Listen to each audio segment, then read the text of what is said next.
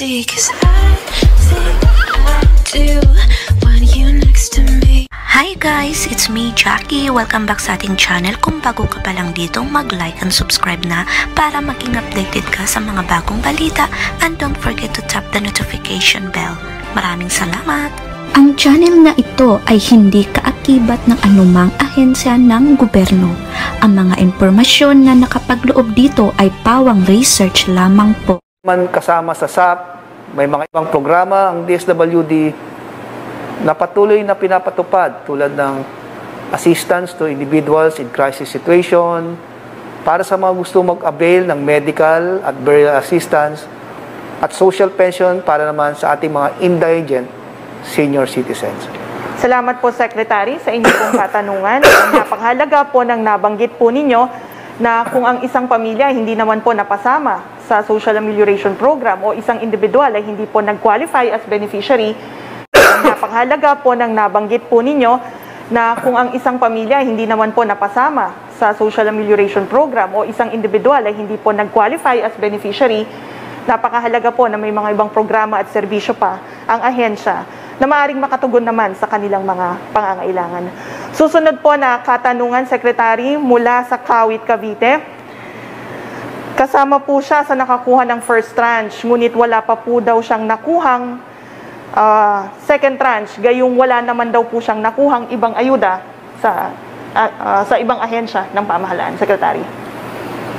Kay Ginang Magos, kung kayo po ay nakatanggap ng first tranche at matapos ang deduplication process ay lumabas na hindi kayo kabilang sa mga duplicate o ineligible beneficiaries, kayo po ay makakatanggap pa rin ng ayuda.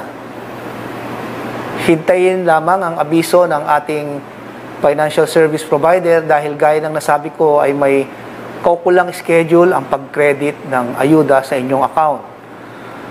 Kung may karagdagang katanungan, maaari kayo makipag-ugnayan sa DSWD Field Office Calabarzon sa mga numerong 0908-798-3638. Text lamang para sa PayMaya concerns 0905-258-9087. Text o tawag para sa StarPay concerns at i-type ang SAF or A, open parenthesis, mensahe, close parenthesis, at ipadala sa mga numerong 7444-37934. Text lamang para sa Smart, TNT at Sun. Maraming salamat po, Secretary, at nabanggit niyo po ang mga hotline numbers ng Region 4A. Susunod po na katanungan, paano po ba malaman kung hindi nakasali sa second tranche, Secretary? May clean list po ang lahat ng mga lokal na pamahalaan na kabilang sa second tranche. Dito malalaman kung sino-sino ang mga mabibigyan ng ayuda sa kanilang lugar. Matatagpuan din sa website ng DSWD Field Offices ang clean list ng mga beneficiaries ng bawat rehiyon.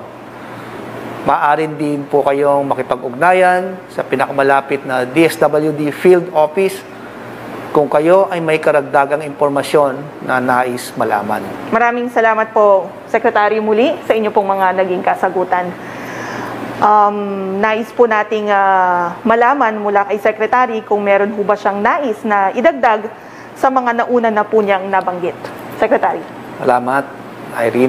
Sa kabila ng banta ng COVID-19, ang DSWD po ay patuloy pa rin natutuparin ang mandato nito na magbigay ng serbisyo sa sambayanang Pilipino.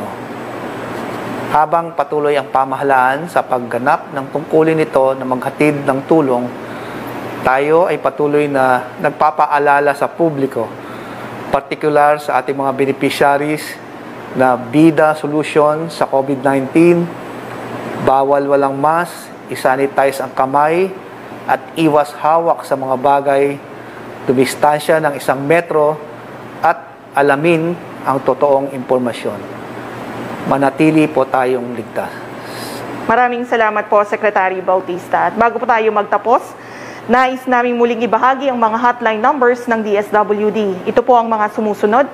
Para lamang po sa inyong mga mensahe, i-text ang numerong 912-2813. Para sa inyong pong mga katanungan, pwede po kayong tumawag sa mga numerong 0947-482-2864, 0916-247-1194 at 0932-933-3251. Maaari rin po kayong tumawag sa aming mga landline numbers. Ito po ang 8931-8101-207, local 555. Maaari din po kayong mag-email sa sapgrievances@dswd.gov.ph.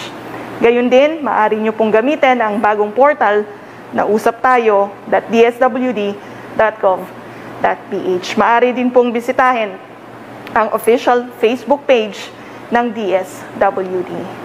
Dito na po nagtatapos ang ating virtual presser sa hapong pong ito. Muli kami ay nagpapasalamat sa PCOO, RTVM, PTV4 at Philippine Broadcasting Service para po sa pagsasahimpapawid ng aming virtual presser ngayong araw po na ito. Ako po, si Irene Dumlao. Magandang hapon po sa ating lahat.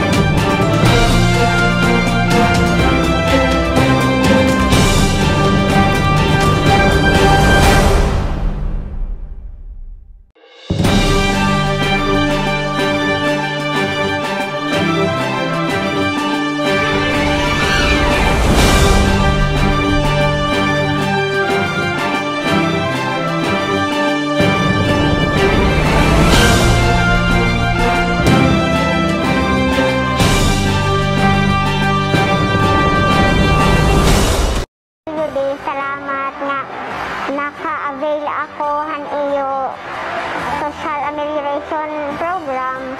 Dako nga makakabulig at pagpalit ng medisina at mata. Salamat sa Diyos na pagbuti at iyong mga pagbuti sa ako. Dako na salamat sa iyong sa ako. Salamat taga DSWD. Damo po nga salamat sa pagbulig po sa amon. Dako po nga bagay ni nga pagbulig niyo. Salamat po. Please like and subscribe and don't forget to tap the notification bell para maging updated po kayo sa mga nagbabagang balita.